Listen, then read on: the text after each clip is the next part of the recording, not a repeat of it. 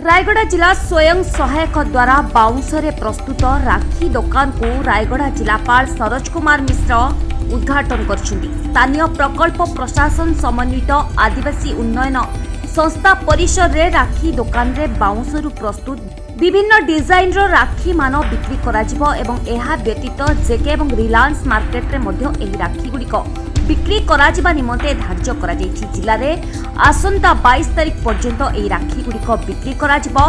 जिला प्रशासन एवं ओरमासर मिलित उद्यम रे 33 जन महिला प्रशिक्षण पई बाउंसरे राखी एवं विभिन्न प्रकार अलंकार तैयारी करुछन्ती। आगामी दिन रे जिला प्रशासन एहाकू त्वरान्वित कराई अधिक संख्यक महिला मानकू एथिरे नियोजित करबा सह सेमानकू आत्मनिर्भरशील करिवार सुजोग देबा निमंते कहिसंती रायगड़ा जिलापाल सरोज कुमार मिश्र।